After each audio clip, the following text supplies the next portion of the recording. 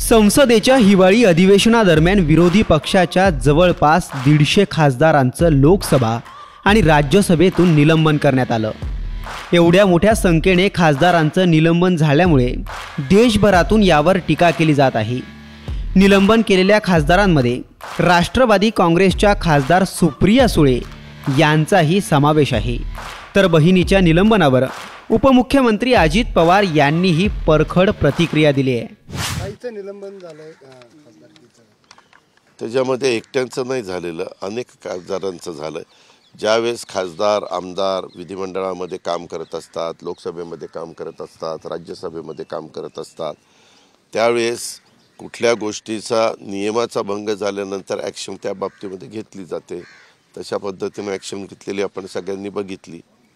150 मला माहित नाही ना बा, मला विधानसभेचं विचारलं असतं तर मला तिथं काय घडलंय। ही लोकशाही म्हणजे सगळे विरोधक मुक्त संसद करायचं चाललंय। एक मिनिट, असं तुम्हाला वाटतं?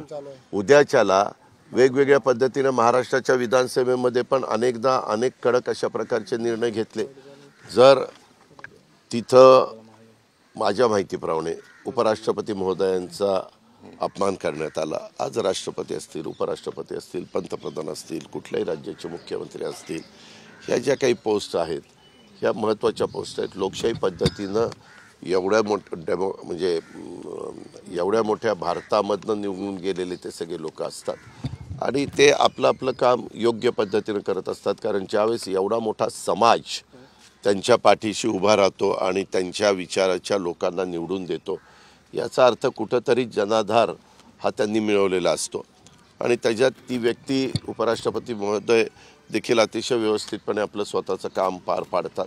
असं असताना तिथं जी काही घटना घडली त्याच्यामुळे एवढ्यांच्यावर ॲक्शन घेण्यात आलेली आहे, असं माझ्या माहितीप्रमाणे मला जी माहिती मिळाली त्या आधारे मी तुमच्याशी बोलतो।